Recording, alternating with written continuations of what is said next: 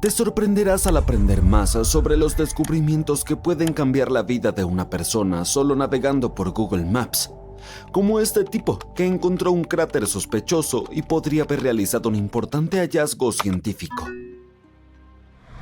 En 2024, el canadiense Joel Lapointe estaba planificando un viaje de campamento casual en su tierra natal. Abrió Google Earth y se acercó a la región de Côte-Nord, en Quebec. Fue entonces cuando lo vio, esta estructura inusual y redondeada. La medición fue impresionante, 15 kilómetros de un punto a otro y parecía haber un lago al lado. Rápidamente tomó una captura de la pantalla y le envió la imagen a un geofísico francés para ver si sabía algo al respecto. La mayoría de las veces estas imágenes resultan ser nada o simplemente marcas de agua de Google Earth. Pero se sorprendió cuando abrió su correo electrónico y vio la respuesta del científico. El geofísico dijo que, a juzgar por el aspecto de la topografía, Lapointe podría haber descubierto una zona de impacto de meteorito. Las áreas de impacto son realmente difíciles de identificar. Como han existido durante millones de años, la mayoría de sus formas han sido modificadas significativamente por la erosión. Los científicos llaman a estas áreas estructuras de impacto. Generalmente son circulares o con forma de cráter y están compuestas de lecho rocoso deformado. Esto sucede cuando un meteorito cae sobre la superficie de la Tierra. Aquí está el asunto. Dado que el cráter crea enormes paredes alrededor de él, estas áreas suelen confundirse con cadenas montañosas. Eso fue lo que dejó al explorador canadiense confundido, pero el geofísico francés que analizó el caso le dio esperanzas. Esa extraña formación en Quebec había sido clasificada como un tipo de formación volcánica. Después de que Lapointe volviera a poner este tema en la agenda, los científicos tuvieron que indagar un poco más a fondo para encontrar la verdad. Hasta este reciente descubrimiento se creía que el área tenía ese aspecto debido a alguna formación volcánica. De hecho, esto es normal, ya que otras cosas como el vulcanismo y los sumideros pueden confundirse con cráteres de impacto. Para verificarlo, solicitaron algunas muestras del sitio. Esta es una manera más confiable de comprobar si un meteorito cayó allí o no. Cuando un meteorito impacta la Tierra, trae diferentes tipos de minerales del espacio exterior. Eso es lo maravilloso de los cráteres de impacto. Revelan un vínculo entre la Tierra y el universo exterior. Hasta ahora, los científicos han catalogado la mayoría de los minerales nativos de nuestro planeta. Cuando analizan una estructura de impacto, generalmente buscan cosas como la taenita o la camasita, que solo pueden hallarse en meteoritos. El cráter de impacto más grande conocido en el mundo es el cráter de Vredefort, ubicado en Sudáfrica. Esta enorme formación se creó hace unos 4.000 millones de años. Se estima que el asteroide que lo originó fue uno de los más grandes que ha golpeado el planeta Tierra. Cuando los investigadores obtuvieron los resultados del sitio en Canadá, confirmaron que contenía zircón, un mineral que suele mostrar áreas de impacto. No hay forma de garantizar que Lapointe realmente haya encontrado un cráter de impacto, pero los científicos están organizando una misión de investigación en el área solo para asegurarse. Si resulta que realmente es un cráter de impacto, sería una noticia bastante importante, ya que el último descubrimiento se realizó en 2013. Otro de estos descubrimientos fascinantes provino de un chico de 15 años. William Gathery también es canadiense y por alguna razón le encantaba buscar ciudades mayas perdidas desde hace mucho tiempo. Diferente de la historia anterior, William tenía una intención y una metodología de investigación. Había estudiado muchos libros sobre las civilizaciones mayas. Creía que los mayas construían sus ciudades en relación con las estrellas en el cielo. Así que abrió un libro y mapeó todas las ciudades que ya habían sido desenterradas. Y fue entonces cuando notó algo importante. Hay un área en la península de Yucatán, en México, donde los arqueólogos han desenterrado 2 ciudades mayas, pero en el mapa de constelaciones hay 3 estrellas. Pensó para sí mismo, ¿podría esto significar que hay una ciudad perdida esperando ser descubierta cerca? William Gathery es conocido por ser un prodigio de la ciencia, e incluso ganó un premio por su teoría de las constelaciones. Cuando notó que faltaba una tercera ciudad en la 23ª constelación que estaba examinando, comenzó a buscar en Google Earth imágenes satelitales que pudieran ayudarlo a resolver este misterio. Los avances en la tecnología satelital han arrojado nueva luz sobre ciudades mayas perdidas hace mucho tiempo, como Tikal, ubicada en el corazón de la selva guatemalteca. Se cree que Tikal fue la capital del antiguo imperio maya. Tenía esperanzas, así que contactó a un amigo dentro de la Agencia Espacial Canadiense para verificar lo que había encontrado. Dado que ya había ganado premios por su investigación, tenía amistades influyentes. Y fue entonces cuando las cosas se volvieron interesantes. Según las imágenes, había un área cuadrada grande en la frontera de México y Belice que parecía los restos de una ciudad. William le llevó las imágenes a un experto en sensores remotos. Estudiaron las fotos meticulosamente y concluyeron que el área podría albergar 30 edificios e incluso una gran pirámide. William nombró la nueva ciudad que descubrió como Boca de Fuego. Sin embargo, su teoría fue muy debatida dentro de la comunidad arqueológica y muchos expertos mayas trabajaron para desacreditar los hallazgos de William. Los expertos dicen que las teorías sobre constelaciones son demasiado poco científicas. Reconocidos antropólogos y astrónomos dijeron que la metodología de William era un acto de imaginación creativa. Aún así, un adolescente de 15 años casi encontró una ciudad maya perdida, lo cual es bastante emocionante si me lo preguntas. ¿Qué hay acerca de estos pequeños puntos que aparecieron en imágenes de Google Earth? Estos extraños círculos con manchas fueron encontrados en medio del desierto argelino. Mientras navegaba en Google Earth, un youtuber encontró estos círculos y descubrió que la gente ha estado debatiendo su origen durante años. Pensó que eran fallos de las imágenes satelitales. Hay docenas de ellos extendiéndose por kilómetros y kilómetros en línea recta. Están lejos de cualquier pueblo, carretera o actividad humana, lo que hace difícil entender si fueron hechos por el hombre o si simplemente son un fenómeno natural. Para resolver este misterio, entrevistó a las personas que tomaron las fotos de Google Earth. Descubrió que eran 100% reales. Los círculos estaban ahí en la vida real. Aparecen en múltiples imágenes de varios años. Al principio, él supuso que eran el resultado de la actividad petrolera. Argelia es una zona rica en recursos naturales, así que esto tenía sentido. Para determinar si el área vale la pena para la extracción, las empresas generalmente realizan estudios sísmicos. Son una forma de analizar la superficie terrestre enviando ondas de choque al suelo. Dependiendo de cómo éstas reboten, se podrá saber qué hay ubicado bajo tierra. Y había otra posibilidad. El Sahara es una zona muy seca del planeta. Las temperaturas promedio de verano superan los 40 grados Celsius. Para sobrevivir allí, las personas necesitan encontrar formas de acceder al agua. Así que su segunda suposición fue que los círculos eran una especie de ruina o resto de antiguos pozos de agua. Pero cuando habló con un experto, descubrió que no eran pozos de agua antiguos. Puedes ver algunas de estas construcciones tradicionales en otras ciudades en Google Earth y lucen muy diferentes a los círculos misteriosos. Decidió viajar a Argelia para descubrir la verdad. Condujo 160 kilómetros hacia el corazón del desierto y cuando llegó allí, lo vio. Un enorme cráter cavado en la arena rodeado por 12 agujeros más pequeños. Se parecía un poco al ancestro de un reloj moderno. Allí encontró algo que no podía ver en Google Earth, finos cables de metal.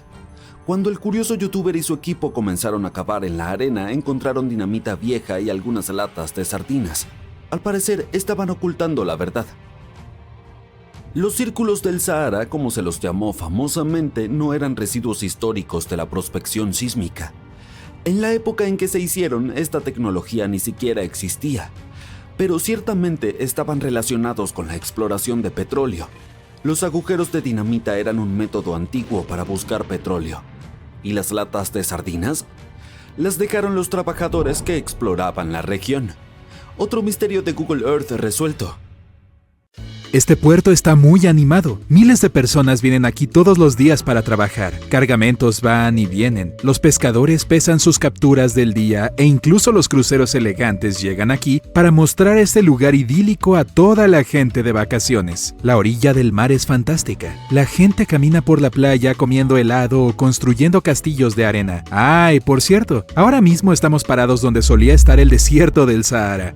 Normalmente nuestra vida es demasiado corta para ver cambios importantes. No notamos que las montañas se elevan, ni la forma en que los ríos cambian su curso. Es posible que valles enteros estén hundiéndose, pero normalmente les lleva demasiado tiempo hacerlo por completo. Aún así, un grupo de científicos notó recientemente que está formándose un nuevo océano muy rápido, e incluso podemos presenciar su aparición. Mira aquí, es el Triángulo de Afar. No está muy lejos en la península del Cuerno de África. Es el sitio exacto donde está naciendo el sexto océano en este momento. Estés donde estés, básicamente estás parado o sentado sobre una placa tectónica. ¿Estás sentado en un sofá viendo este video?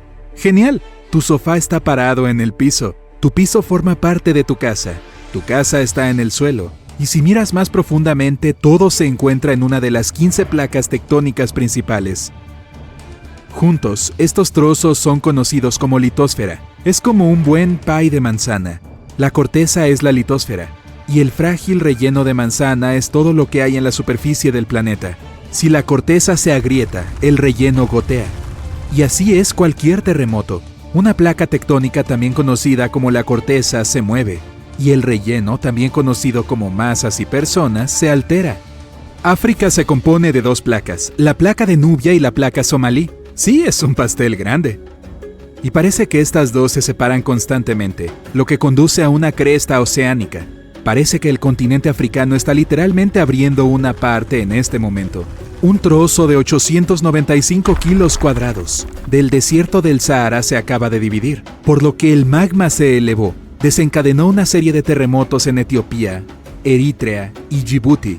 Y no se trata solo de terremotos menores. Hay muchos vapores saliendo de esas fisuras y huelen a azufre. Las erupciones empujan lentamente los viejos sedimentos de lava, a lo que sigue la creación del nuevo fondo marino. La grieta está llena de magma y cuando se enfría, toma el nuevo suelo oceánico. Si este proceso no se detiene, el Mar Rojo finalmente inundará el área, formando el sexto océano, y África se dividirá en dos partes. Por lo que básicamente tendremos dos África. Pero espera. Ni tú ni tus bisnietos verán este sexto océano. Solo tendrás 5 de ellos a lo largo de tu vida. Lo mismo con nuestras generaciones futuras. Los mismos océanos: Pacífico, Atlántico, Índico, Ártico y Antártico. Antes de que el suelo oceánico se solidifique y antes de que el Mar Rojo comience a fluir lentamente, deben pasar muchos miles o millones de años. Los continentes se mueven tan rápido como te crecen las uñas. E imagina que la uña más larga jamás vista en la historia fue la del pulgar de un hindú que alcanzó casi 2 metros antes de ser cortada. Le tomó casi 60 años que creciera tanto. Ahora piensa qué tan lejos tendrán que moverse los continentes para cuando celebres tu centenario. Spoiler, no estarán muy lejos. Pero de todos modos puedes presenciar algunos cambios menores que están teniendo lugar incluso ahora. Todas esas grietas que pueden no parecer tan significativas hasta ahora, hacen que todo el paisaje de la región de Afar parezca realmente único. Hay un par de razones más para esta singularidad. Conoce a Erta El, en Etiopía, el volcán famoso por su lago de lava más duradero del mundo. Está ubicado en la depresión de Afar, también conocida como Triángulo de Afar. Por cierto, depresión se refiere a una zona hundida, nada triste. No es el único volcán en esta área. En Eritrea hay uno llamado volcán Nabro. Nunca entró en erupción. Sin embargo, la lava en esta área está bastante activa. Más volcanes vendrán debido a los movimientos de las placas tectónicas. Se separan unas de las otras y la corteza terrestre se vuelve más delgada. Cuanto más débil es el área, más volcanes hay. De acuerdo, las placas están separándose y es algo inevitable. Es solo una cuestión de tiempo. Este proceso se llama la pluma de Afar. Tendremos más volcanes. También es inevitable, pero ¿cómo sucede? ¿Recuerdas ese pie de manzana? Sí, estaba delicioso. Bueno, las cosas son mucho más complicadas. La capa exterior sobre la que caminamos es relativamente delgada y está formada por múltiples piezas rotas. Es como una cáscara de huevo o la parte superior enrejada de un pie. Echemos un vistazo más profundo a todos los ingredientes de este pie. Si cortas una rebanada verás que está formado por muchas partes. Y hay algo llamado astenosfera debajo de la litosfera. Es parte del manto de la Tierra. Sí, complicado. Entonces la astenosfera se calienta desde adentro y sube, al igual que la masa cuando la pones en el horno. ¿Recuerdas esas grietas en la superficie de una barra de pan recién horneada? ¡Ay, rayos, tengo hambre! De todos modos, eso es básicamente lo que le sucede al triángulo de Afar. Y esas grietas hacen que esta área se divida, creando esos famosos surcos y valles que posiblemente se volverán más grandes y probablemente se inundarán para que aparezca el sexto océano del mundo. Próximamente ahí, ¿o no? Nadie está seguro de eso. De acuerdo, pero dado que las placas tectónicas y lo que es lógico, todos los continentes están siempre en movimiento, probablemente tendremos más continentes en el futuro. La respuesta es sí y no. Si una parte de África se divide, obtendremos un continente más, que será incluso más pequeño que Australia. Pero hay una forma más posible de cómo sucederán las cosas. Lo más probable es que, en los próximos 250 millones de años, en los distantes 250 millones de años, no habrá más vuelos transatlánticos. Y un viaje a pie de Japón a Chile también será posible. Demasiado largo, pero posible. Todo está sucediendo ahora, y los primeros resultados se notarán en unos 50 millones de años a partir de hoy. Entonces no estaré por aquí. Australia se moverá hacia el sudeste asiático y encajará perfectamente. Y África será empujada hacia el sur de Europa. Aún así, estas transformaciones tomarán muchísimo tiempo. Las personas y los continentes tienen algo en común. Recuerda que los continentes se mueven tan rápido como nuestro cabello y uñas crecen, aproximadamente 3 centímetros al mes. Sin embargo, algunos de ellos se mueven incluso 5 veces más rápido. Pero hasta esa velocidad es demasiado lenta para una distancia de 7.200 kilómetros entre África y Europa. Una teoría nos dice las cosas que ya hemos visto antes. Bueno, no lo viste con tus propios ojos, ni tampoco ninguno de tus antepasados que llegaron a África antes del Atlántico hace cientos de años. El hecho es que todos los continentes fueron una vez una masa continental conocida como el supercontinente Pangea. A pesar de que se formó hace más de 300 millones de años y se dividió hace unos 180 millones de años más o menos, podría volver a unirse. Entonces los canguros podrán migrar fácilmente de Australia al Reino Unido si lo desean. Pero este último podría chocar accidentalmente mientras todos los continentes se fusionan. Las Américas colisionarán, la Antártida se desviará hacia ellas, y todo se fusionará con la ya colisionada África-Eurasia. En este escenario aparecerán un gran océano y un gran continente, Novo Pangea. Otro escenario posible afirma que los continentes podrían fusionarse en la masa terrestre uniforme, o formar un círculo con un gran mar adentro, y el superocéano Pacífico afuera. Este continente se conoce como Pangea Última. La tercera teoría podría estar ya cobrando vida. Los océanos Pacífico y Atlántico podrían dejar de existir, formando la nueva cuenca oceánica. Eurasia se dividirá para formar un nuevo océano y todos los continentes migrarán para fusionarse con el supercontinente Áurica. Y la cuarta y última teoría afirma que los océanos Pacífico y Atlántico permanecerán casi sin cambios, y todos los continentes, excepto la Antártida, se fusionarán en uno, dejando a la pobre Antártida aún más aislada y abandonada de lo que está ahora. No te sientas mal. Dado que todos los continentes siguen desplazándose hacia el norte incluso ahora, es bastante probable que casi todos se encuentren en algún lugar del Polo Norte. ¡Sorpresa! Hay más de 7 continentes en nuestro planeta. Argolandia, un continente oculto, puede ayudarnos a entender cómo se verá la Tierra en el futuro. Para descubrir cómo se ocultó de nosotros y qué secretos guarda, solo tendremos que seguir mirando. ¿Listo para un misterio? Los científicos han estado buscando un pedazo de tierra que ha estado desaparecido por más de 100 millones de años. No es exactamente una noticia de primera plana, ya que la gente busca información sobre la historia de nuestro planeta todo el tiempo. Podrías pensar que se trata de una ínfima isla en algún lugar en medio del océano. Bueno, estarías equivocado, porque este continente solía ser tan grande como todo el territorio de Estados Unidos. Durante mucho tiempo, los geólogos se han preguntado si un enorme fragmento de la Australia contemporánea desapareció en el aire. Algunos creían que estaba escondido en algún lugar del fondo del océano, pero gracias a algunos especialistas holandeses y a 7 años de investigación, ahora sabemos que hay restos de esta tierra perdida debajo de las exuberantes selvas del sudeste asiático. Los continentes que vemos en nuestros manuales de geografía son como piezas dispersas de un rompecabezas.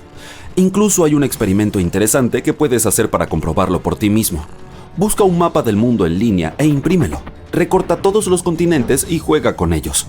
Verás que todos encajan. Lo más impresionante es cómo Sudamérica encaja perfectamente con África.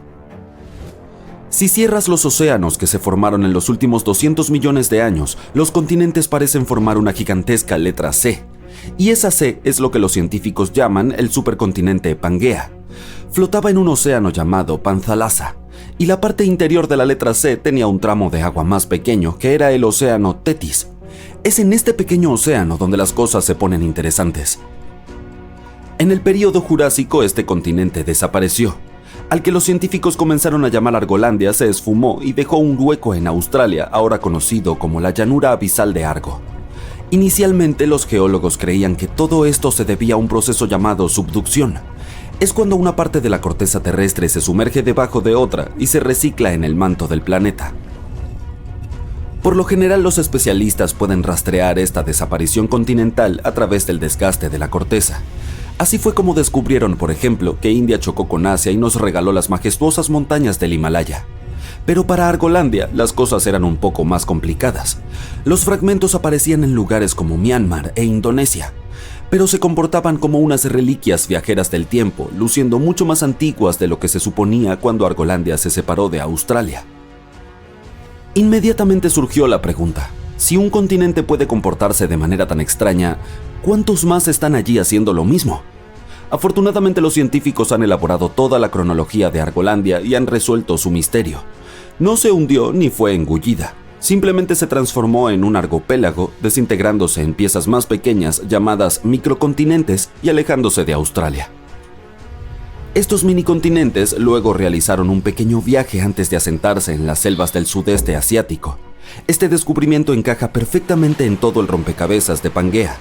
Nos ayuda a entender mejor cómo los continentes se dividen y se forman, todo en un solo descubrimiento, revelando secretos de la biodiversidad y el clima de aquellos tiempos. Si te gustaría descubrir más secretos sobre la historia, la civilización o simplemente objetos cotidianos, asegúrate de darle me gusta a este video y suscríbete al canal. Por ejemplo, el misterio detrás de esta línea de especies invisible de Indonesia. Se llama Línea de Wallace y fue nombrada así por el explorador británico Alfred Russel Wallace. Hace más de 150 años, Wallace estaba en un viaje por el archipiélago malayo, visitando miles de islas. Lo que encontró fue que los animales de un lado de esta línea invisible eran considerablemente diferentes de los del otro lado. Esta línea invisible es como una pared entre marsupiales y tigres, por ejemplo, o entre pájaros melíferos y trogones. Pero ahora sabemos que hace unos 35 millones de años, Australia se separó de la Antártida y colisionó con Asia. Y este triángulo amoroso continental desencadenó cambios significativos.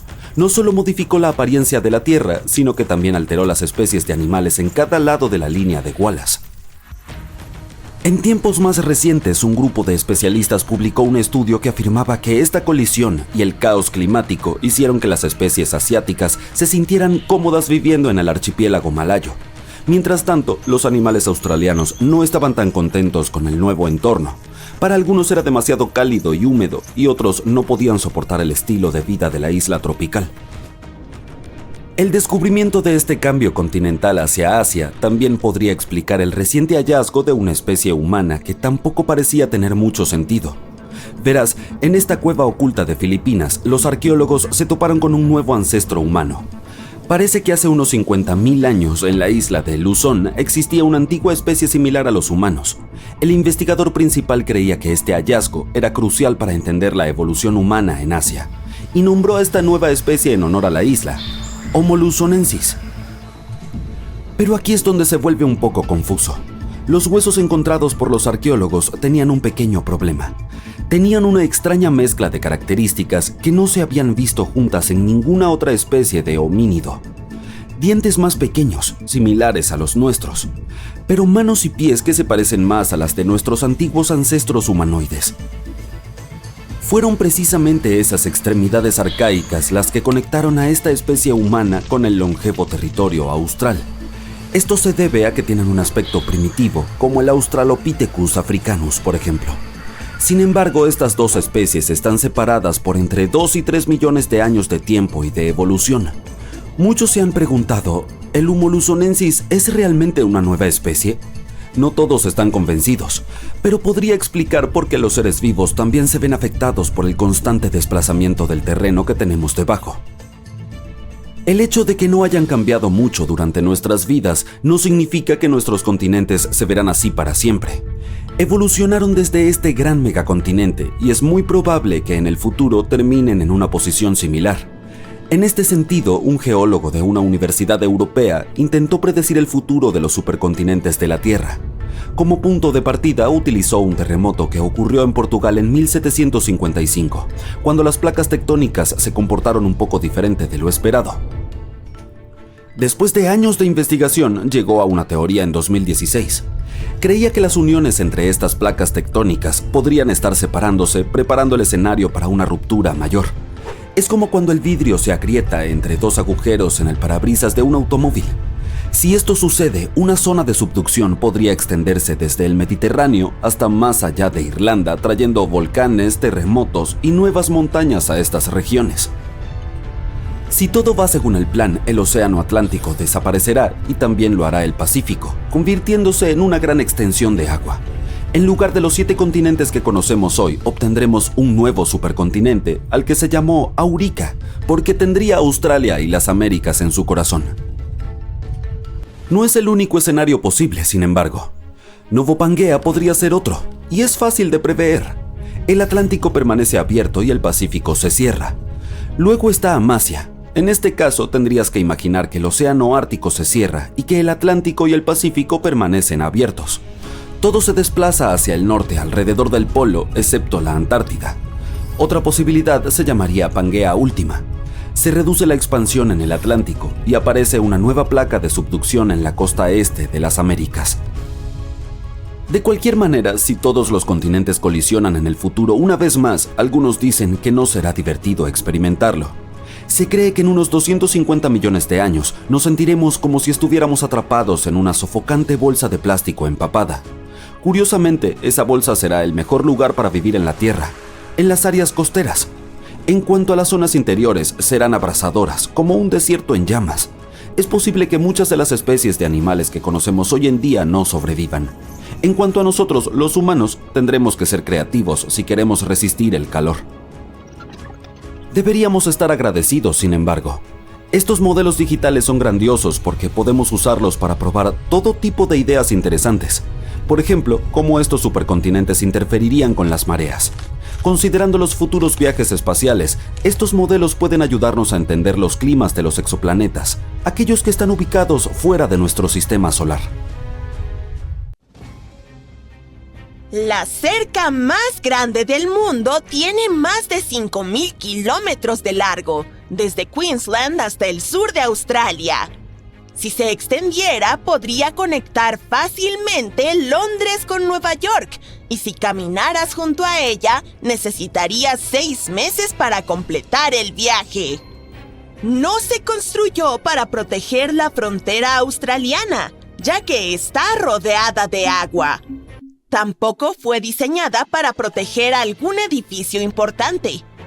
Su propósito es mantener a algunas especies animales alejadas entre sí. Fue a finales del siglo XIX cuando los australianos comenzaron a construir partes de esta cerca. Querían crear una barrera que separara la parte animada y bulliciosa del país, donde ciudades como Melbourne y Sydney prosperaban, del árido y duro interior. Utilizaron postes de madera enterrados profundamente en el suelo, unidos con mallas de alambre de unos 2 metros de altura. Algunas partes de la cerca incluso tienen una segunda capa con carga eléctrica. Para asegurar que esta cerca cumpliera su función, Añadieron algunas luces rojas y blancas para que protegiera incluso de noche. Un equipo de más de 20 personas trabaja a tiempo completo para mantener todo en orden aquí. Y cada año, las autoridades locales contribuyen con $750,000 para que la construcción esté siempre en buen estado. ¿Por qué tanto problema? La principal razón eran los dingos. Estas criaturas parecidas a lobos, de color jengibre, son los mamíferos carnívoros más grandes de Australia y también son depredadores. Estaban causando muchos problemas a los agricultores, en especial en el sur de Queensland, donde a menudo atacaban a las ovejas. En su mayoría, la cerca ha estado cumpliendo su función muy bien, pero no es infalible.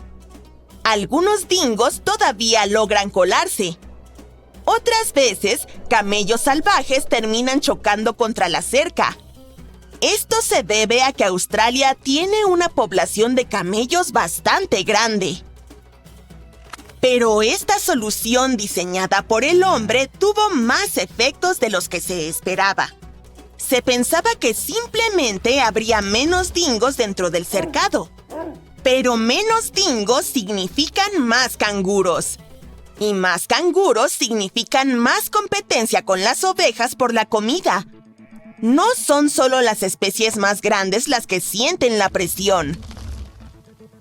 Los animales más pequeños y la vegetación también sufrieron cambios. Con toda esta competencia en un espacio más reducido, los lugareños notaron menos diversidad en la vida vegetal y en los animales pequeños. El suelo se volvió menos nutritivo con el tiempo y afectó el crecimiento de las plantas. Además, la cerca actúa como un obstáculo para la migración de los animales y la dispersión de semillas. Incluso las dunas de arena están sintiendo los efectos, con menos cobertura de pasto para mantener todo unido. Cuando los científicos observaron a los canguros a ambos lados de la cerca, notaron que las crías del interior eran más ligeras y pequeñas en promedio. Los que estaban afuera tenían pies y cabezas más grandes para su edad. Y no era porque estuvieran siguiendo una dieta diferente. Los canguros que compartían la tierra con los dingos tenían que desarrollarse más rápido para sobrevivir. Por otro lado, aquellos que estaban dentro del cercado se lo tomaron con más calma, porque no estaban bajo el mismo tipo de presión. Tenían que competir con muchas otras criaturas por comida, por lo que un tamaño mayor ya no era una prioridad. Los investigadores todavía no están seguros de si esta diferencia es una solución rápida o una adaptación genética a largo plazo. ¿Y si domesticamos a los dingos? Algunos piensan que los dingos alguna vez fueron mascotas en Australia, pero no se sabe con certeza. Hoy en día son bastante salvajes, al igual que los lobos, las hienas o los coyotes. La mayoría no necesita manadas para sobrevivir y son cazadores solitarios con un instinto agudo. Así que domesticarlos no será fácil. Sin embargo, por ahora no es una opción desmantelar la construcción. Los australianos son muy estrictos en cuanto a asegurarse de que los dingos se mantengan alejados, tanto que incluso han establecido leyes para las personas que interfieran con la cerca. Dejar una puerta de paso abierta puede dar como resultado una condena de hasta 3 meses de prisión. Dañar la cerca puede costar unos 6 meses de libertad. No fue la primera vez que los australianos pensaron que una valla podría ayudar con los problemas de animales. Antes de necesitarla para los dingos, experimentaron una gran invasión de conejos. Por más tiernos que sean, los conejos estaban dañando la tierra utilizada para la agricultura. Así que la gente pensó en colocar una valla de 3 partes. La primera se extendía desde cerca de Ravensthorpe en el sur hasta la estación Pardue en la costa de Pilbara.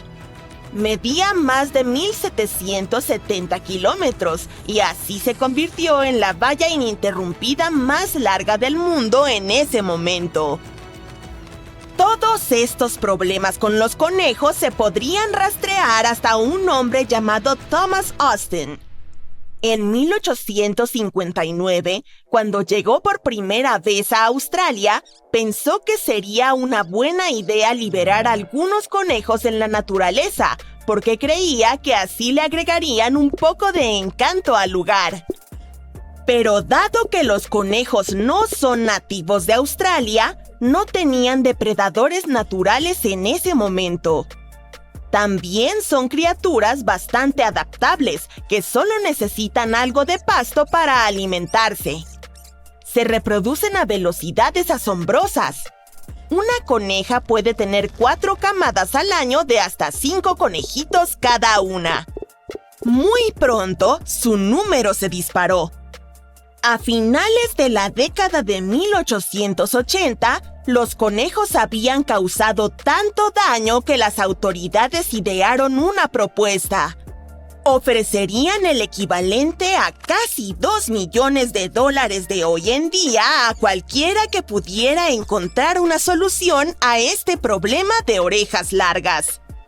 Nadie reclamó el premio, pero una comisión se reunió poco más de una década después y surgió la idea del vallado. Mantener esas cercas era complicado. Tenían inspectores que vigilaban, cada uno responsable de un tramo de aproximadamente 800 kilómetros de largo. También había jinetes fronterizos que patrullaban secciones más pequeñas. Al principio utilizaban bicicletas, luego camellos o camellos que arrastraban carretas. Incluso intentaron usar automóviles en un momento dado, pero no podían manejar el terreno accidentado y constantemente sufrían pinchazos en los neumáticos. En cuanto a su eficacia, pues... Para 1902, los conejos ya se encontraban del lado equivocado de la cerca. Por eso, 4 años después, levantaron otra. Funcionó por un tiempo. Tanto así que las autoridades dejaron de ayudar a los agricultores que estaban más allá de esa segunda cerca con préstamos para redes contra conejos. Aquellos que estaban atrapados entre las dos cercas, sin embargo, aún enfrentaban dificultades debido a los problemas con los conejos. Pronto, estos dulces animalitos se esparcieron incluso más allá de la segunda cerca y quedó claro que la solución no funcionaba. En algunas zonas, incluso mientras se construían las cercas, esos astutos conejitos encontraban la manera de pasarlas. Hasta el día de hoy, la población de conejos a veces les causa problemas a los funcionarios australianos. La cerca contra dingos puede ser la más larga, pero no es la más extraña. La cerca acuario de Turquía podría llevarse ese título. Esta cerca acuario de 50 metros fue construida para asegurar que la vista al océano de la lujosa villa fuera accesible desde todos sus niveles. Hoy en día, atrae a muchos turistas de todo el mundo, ansiosos por ver la variedad de peces que contiene e incluso a los pulpos. Instalar una estructura transparente no fue difícil. El verdadero desafío fue conectar la barrera acuática con el mar Egeo mediante un oleoducto enterrado que se extiende a lo largo de 4.000 metros de tierra. Esto asegura que el agua fluya constantemente, manteniendo el acuario limpio y a los peces felices. Para asegurarse de que nadie dañe la delicada barrera o robe alguno de los peces, el propietario también invirtió en seguridad. Instaló una red de 17 cámaras equipadas con reconocimiento facial. Los visitantes pueden mirar y tomar fotos, pero si se acercan demasiado, es probable que se activen las alarmas. Otra de esas vallas peculiares es la valla de los sujetadores de Nueva Zelanda. Si alguna vez te encuentras por Central Otago, podrías tropezar con una valla adornada con sujetadores de todo tipo de tamaños, formas y patrones. Su historia nos lleva a 1999, cuando la gente de la zona encontró 4 sujetadores colgados misteriosamente en la valla a lo largo de Cardrona Valley Road. Algunos se sorprendieron un poco, pero luego otros comenzaron a añadir sus sujetadores a la decoración. Pronto aparecieron más sujetadores y este se convirtió en un lugar imprescindible para los turistas. Su popularidad fue tan alta que, en algunas ocasiones, hasta hubo problemas de tráfico en la zona. Todos hemos soñado con visitar el Ártico y contemplar las maravillas naturales, los osos polares retozando sobre los témpanos de hielo o las auroras boreales bailando en el cielo. Pues bien, siento decírtelo, pero tampoco la Antártida será visitada por turistas en un futuro próximo. ¿Por qué? Averigüémoslo. En primer lugar, ¿dónde queda la Antártida? Está situada en el hemisferio sur, concretamente en el Polo Sur. La rodea el océano Antártico y la mayor parte del continente está cubierta de hielo, lo que la convierte en uno de los lugares más remotos y gélidos de la Tierra. ¿Has conocido alguna vez a alguien que haya ido a la Antártida? Probablemente no. Es uno de los sitios menos visitados del planeta y solo un puñado de afortunados exploradores han viajado hasta allí y han contemplado los glaciares y los campos de hielo. Créeme cuando te digo que la fauna y los paisajes son de otro mundo. Pero, ¿por qué no conviene viajar a la Antártida? Bueno, para empezar, el medio ambiente es increíblemente frágil y puede dañarse con facilidad. Además, no hay poblaciones humanas nativas en el continente, por lo que tu viaje sería básicamente como visitar una isla deshabitada. Y no olvidemos que es uno de los destinos más caros. A pesar de todo, la Antártida no está vigilada como una fortaleza, sino que existe un acuerdo internacional llamado Tratado Antártico. Este tratado se negoció para impedir cualquier actividad no deseada en el continente y les prohíbe a los Estados miembros que realicen algunas pruebas allí. Pero la razón principal por la que no podemos entrar así como así en la Antártida es que tiene un ecosistema delicado que necesita protección. El tratado establece que la Antártida debe utilizarse únicamente con fines pacíficos y debe estar libre de cualquier actividad humana que pueda dañar el medio ambiente. Los científicos aún están aprendiendo sobre el ecosistema único del continente y nuestra actividad y las máquinas podrían alterar el delicado equilibrio que existe allí. Si aún tienes ganas de ir a la Antártida, conseguir el permiso no es precisamente algo sencillo. Hay que llenar unos formularios especiales y solicitar la autorización correspondiente. Una vez allí, tendrás que seguir unas estrictas directrices para proteger el medio ambiente, como no molestar a la fauna ni llevarte recuerdos como rocas, plantas o animales. Pero, ¿se puede vivir en la Antártida? Aunque no haya leyes que prohíban residir allí de forma permanente, se trata de un entorno inhóspito e inadecuado para la vida humana. Las temperaturas pueden alcanzar los 60 grados bajo cero, lo que hace casi imposible que alguien sobreviva sin el equipo y la experiencia adecuados. Además, la tierra más cercana está a más de 1.600 kilómetros, por lo que sus habitantes están completamente aislados del resto del mundo. ¿Quién sabe? Quizá algún día tengamos la oportunidad de visitar este continente único y fascinante, pero hasta entonces, admirémoslo desde lejos. Pero ahora hablemos un poco sobre el descubrimiento de la Antártida.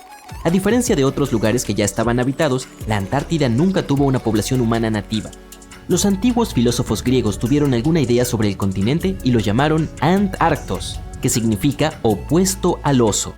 Los osos a los que se refiere no son los polares, sino las constelaciones de la Osa Mayor y la Osa Menor, que solo pueden observarse en el hemisferio norte. En consecuencia, el término significa lo contrario de la Tierra del Oso. A finales del siglo XVIII y principios del XIX, los barcos balleneros y cazadores de focas se aventuraban más al sur al doblar el Cabo de Hornos, en la punta de Sudamérica. Se sabía que ir más al sur significaba a menudo enfrentar vientos más fuertes, pero también existía el riesgo de chocar con hielos flotantes de todos los tamaños, y los vientos y los mares podían resultar peligrosos para el barco y la tripulación. El capitán James Cook fue el primero en cruzar el Círculo Polar Ártico el 17 de enero de 1773 en la región del Mar de Ross. Llegó aún más lejos un año después, y aunque no avistó tierra, se acercó a 80 kilómetros y vio depósitos de roca retenidos en icebergs, lo que indicaba la existencia de una tierra más al sur. Se considera que el primer avistamiento de la Antártida tuvo lugar en enero de 1820 durante el viaje de 2 barcos al mando del capitán Fabian Gottlieb von Bellinghausen, en el marco de una expedición exploratoria de 2 años alrededor del mundo para descubrir nuevas tierras. Los barcos del capitán fueron los primeros en cruzar el Círculo Polar Ártico desde Cook. El primer desembarco indiscutible en la Antártida no se produjo hasta mucho más tarde, el 24 de enero de 1895 en el Cabo Adair, durante el viaje ballenero del buque Antarctic dirigido por Henrik Ball. Un pequeño bote con 6 o quizás 7 hombres a bordo desembarcó en condiciones de calma. Ahora puede que resulte difícil de creer, pero la Antártida es un desierto. Con todo ese hielo, uno pensaría que es como un paraíso invernal con peleas de bolas de nieve y chocolate caliente todo el día. Y es que cuando pensamos en desiertos, nos imaginamos camellos, cactus y gente luchando por encontrar agua. Pero en la Antártida, la historia es totalmente distinta. Lo difícil no es encontrar agua, sino algo que no esté cubierto de hielo. Y la precipitación media ha sido de poco más de 1 centímetro en los últimos 30 años. Esas son unas gotas de lluvia comparadas con lo que estamos acostumbrados. Técnicamente, no son las dunas ni el calor abrasador lo que hace que un desierto sea, bueno, un desierto. Es la falta de precipitaciones. Pero no te alarmes, si alguna vez te encuentras perdido en la Antártida, no tendrás que preocuparte por pasar sed. Eso sí, asegúrate de llevar una chaqueta y unos guantes porque hace suficiente frío como para convertirte en un cubito. La Antártida no solo es uno de los lugares más secos de la Tierra, sino también el más frío, el más ventoso y el más alto. Los pingüinos y los científicos de la Antártida se encuentran a veces en un aprieto cuando se trata de medir el tiempo. A diferencia del resto de los habitantes de este gran planeta azul, en el sur de la Antártida no hay uso horario. Todas las líneas de longitud confluyen en un único punto en el polo sur, por lo que es difícil saber qué hora es. Ahora puede que estés pensando, pero ¿cómo llevan los científicos e investigadores la cuenta del tiempo allí? Buena pregunta. Usualmente se ajustan a la zona horaria del país del que parten. Sin embargo, con estaciones de todo el mundo en la península antártica, a veces se producen situaciones algo confusas. Imagínate intentar coordinar algo con los países vecinos sin despertarlos sin querer en mitad de la noche. Y puede que pienses que no hay mucho que pueda sobrevivir en un lugar donde la temperatura es extremadamente fría, el sol apenas aparece y el viento puede arrastrarte más rápido que una planta rodadora. Pues bien, como en muchos rincones de la Tierra, la vida también encontró un camino en la Antártida. Lo creas o no, este continente helado bulle de actividad. Es el hogar de miles de millones de krill, que a su vez atraen a montones de focas y más pingüinos de los que puedas imaginar. Pero no te dejes engañar por su aspecto tierno y adorable. Los pingüinos son los mejores nadadores, con cuerpos hidrodinámicos que les darían envidia a los ganadores de medallas olímpicas. Bajan a tierra para reproducirse y relajarse, pero su verdadero talento consiste en robarse piedritas unos a otros y construir refugios para mantenerse calientes. La Antártida también alberga a la especie de pingüino de mayor tamaño. Se llama pingüino emperador. Estas criaturas no vuelan, pero eso no significa que no puedan saltar. De hecho, algunos de ellos pueden saltar hasta 3 metros. Y no nos olvidemos de las focas, con sus cuerpos peludos y sus cantos característicos. Estos mamíferos marinos están protegidos por el Tratado Antártico y prosperan también en las frías aguas del Océano Antártico. Pero las verdaderas estrellas del espectáculo son las ballenas. Durante el verano antártico, estos enormes animales aparecen en tropel para alimentarse del abundante krill, y se arma un verdadero buffet para ballenas. ¿Sabes cuántos continentes hay en la Tierra? Es fácil, 7. Pero espera un segundo. ¿Europa y Asia no forman un gran continente? Así parece cuando miras el mapa del mundo. Bueno, los científicos piensan diferente. Ellos no solo observan masas de tierra que sobresalen del mar. Los geólogos estudian los tipos de roca de los que están hechos los continentes. Cuando ves el mundo desde su perspectiva, el número de continentes en realidad aumenta. Sí, no son un mito. Los continentes perdidos existen, o al menos existieron. Y estos continentes no siempre están ubicados bajo el agua. Se esconden bajo otras masas terrestres. ¡Piedra libre! Recientemente los investigadores han descubierto un continente así. Se llama Gran Adria. ¿Te suena familiar? Sí, tiene algo que ver con el mar Adriático que está en el Mediterráneo. Este continente perdido está completamente enterrado bajo Europa. Colisionó con Europa y comenzó a hundirse bajo el continente hace mucho tiempo, hace unos 140 millones de años. Hoy en día se encuentra debajo de Italia, Grecia y los Balcanes. Su tamaño e incluso su forma coinciden con la de Groenlandia, la isla más grande del mundo. Pero ¿cómo encontraron los geólogos a Gran Adria? Ya no es visible, pero dejó algunas pistas.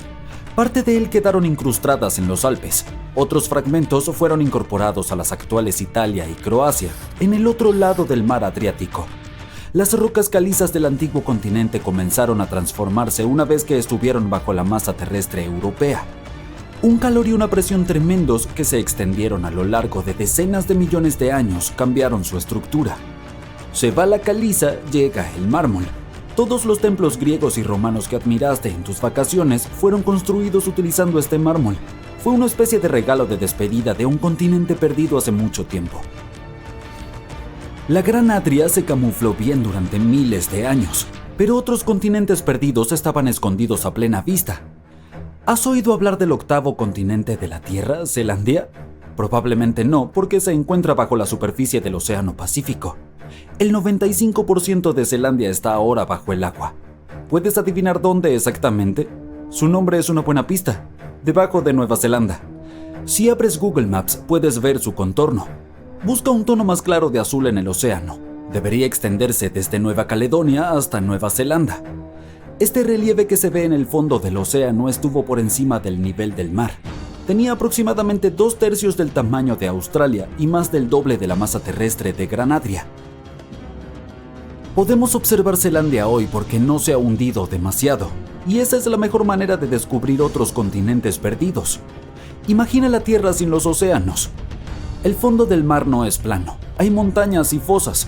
Podrías colocar el monte Everest en la más profunda de ellas, la fosa de las Marianas, y aún habría más de 2000 metros entre el Everest y el nivel del mar. Esta fosa se volvió tan profunda debido a un proceso geológico llamado subducción. La placa del Pacífico se deslizó debajo de la placa filipina. La corteza terrestre está compuesta por esas placas que flotan en un mar de roca fundida. Luego chocan entre sí y una desciende mientras que la otra sube. Así fue como Gran Adria terminó debajo del continente europeo. Nuestro planeta está en constante movimiento. No notamos este proceso porque ocurre en las profundidades bajo nuestros pies. Hace 120 millones de años, Australia y la Antártida eran una sola pieza de tierra. Sí, el lugar más frío y uno de los más calurosos de la Tierra fueron una vez el mismo territorio. La Antártida se despidió de Australia, pero no se fue con las manos vacías. Hoy en día hay una meseta oceánica en el Océano Índico. La palabra meseta significa tierra elevada y plana, y el nombre de esta tierra suena como el título de una película de Hollywood, Broken Ridge. Hace mucho tiempo estaba conectada con otro continente perdido, el microcontinente de Kerguelen. Los científicos creen que formaba un puente terrestre entre la India y la Antártida. ¿Cómo era esta tierra? La respuesta posiblemente se encuentra en un pequeño archipiélago ubicado en el sur del Océano Índico, las Islas Kerguelen. Estas islas son todo lo que queda de la antigua masa de tierra. Tienen un clima frío y cuentan con glaciares debido a su proximidad con la Antártida, pero en el pasado el clima debió haber sido templado con abundantes lluvias. Los animales y las plantas habrían sido similares a los que encontramos hoy en las regiones tropicales. El paisaje del continente perdido probablemente se parecía al de Nueva Zelanda. Mientras estamos en la zona, ¿puedes adivinar a qué continente perteneció alguna vez el estado insular de Madagascar? Si pensaste en África, lo siento, estabas en un error. Oye, no te sientas mal. Mira hacia arriba y a la derecha en el mapa. La respuesta correcta es la India. Hace alrededor de 120 millones de años. Por aquel entonces yo no estaba aquí. La India se separó del continente africano y se fue hacia el noreste. Madagascar no fue lo bastante rápida y terminó como una isla frente a la costa sureste de África. Pero hay evidencias de una masa de tierra aún mayor, el continente perdido de Mauritia. Los científicos encontraron rastros de la antigua masa de tierra bajo la isla de Mauricio. Hoy en día es un destino turístico muy popular, pero hace unos millones de años era un verdadero punto caliente, con volcanes y todo lo demás. Así fue como los científicos pudieron reconstruir los pasos de Mauritia. Encontraron un mineral, el circonio, que existe en las rocas que la lava expulsa después de una erupción. La tierra perdida una vez cubrió la región que va desde Mauricio hasta la costa oeste de la India. Imagina si esa tierra existiera hoy, formaría una gran mezcla de culturas indias y africanas. Los platos locales definitivamente serían picantes. Hablando de picante, ¿has probado comida indonesia recientemente? Hace apenas 50.000 años el sudeste asiático lucía muy diferente. No existían Sumatra, Borneo, Java y ni siquiera Australia, solo Sunda y Sahul, dos masas continentales que estaban divididas por una profunda trinchera de agua. Tenías la extensión del sudeste asiático continental en un lado, Sunda, y la Gran Australia, Sahul, en el otro. En aquel entonces, Bali se encontraba en el extremo más meridional de Asia. Los biólogos fueron los primeros científicos en notar la separación llamada línea de Wallace. Las especies se desarrollaron de manera diferente en Sunda y Sahul. Es por eso que Australia tiene animales únicos como el canguro, el wombat y el ornitorrinco. ¿Y sabías que alguna vez unos canguros gigantes deambulaban por la isla de Nueva Guinea? Eso se debe a que hasta el final de la última era había un puente terrestre hacia Australia. Hoy en día las dos islas están separadas por el estrecho de Torres, pero es bastante poco profundo, con menos de 20 metros. Es un recordatorio de que alguna vez fue una única masa terrestre llamada Sahul. Otro estrecho oceánico que no es demasiado profundo, de unos 50 metros, separa Asia de América del Norte. El estrecho de Bering se encuentra hoy en el lugar de Beringia. Esta antigua masa de tierra no era tan grande. Se extendía algo más de 1000 kilómetros de norte a sur. Eso es solo un tercio de la distancia en coche desde Los Ángeles hasta Nueva York. Beringia era importante por otra razón. Durante las edades de hielo conectaba todo el mundo. Los niveles de agua entonces eran 90 metros más bajos que en la actualidad. Si descendieran aún más, podrías caminar desde el Cabo de Buena Esperanza en África hasta el Cabo de Hornos en América del Sur. El mejor recorrido para mochileros. Hoy en día puedes subirte a un avión y volar prácticamente a cualquier lugar del planeta. El mundo nunca ha parecido más pequeño, ¿verdad? Bueno, sí lo ha sido. Hace unos 300 a 200 millones de años éramos todos un solo mundo, literalmente. Pangea era un supercontinente que incluía todos los continentes. Su nombre es griego y significa toda la Tierra. Pero Pangea comenzó a fracturarse. La brecha más grande se formó entre las Américas por un lado y Europa y África por el otro. El agua de mar pronto comenzó a inundar la Tierra y así fue como obtuvimos el Océano Atlántico. Este proceso no ha terminado en absoluto. Mientras ves este video, América del Norte se está alejando cada vez más de Europa a una velocidad de 2,5 centímetros por año. No parece mucho en comparación con la vida humana promedio, pero al final todos los continentes se volverán a conectar entre sí formando un supercontinente. Y no será la primera vez en la historia de la Tierra que suceda. Honestamente, no voy a esperar a que eso ocurra. Científicos descubrieron algo parecido a la Atlántida cerca de Australia. Hubo un continente entero que ahora está bajo el agua. Esto es lo que le sucedió. Hace unos 70.000 años, durante la última edad de hielo, existía una enorme masa de tierra llamada Sahul. Estaba ubicada en el suroeste del Océano Pacífico. Este antiguo supercontinente conectaba lo que hoy conocemos como Australia, Nueva Guinea, Tasmania y las Islas Aru en una sola y gigantesca extensión de tierra.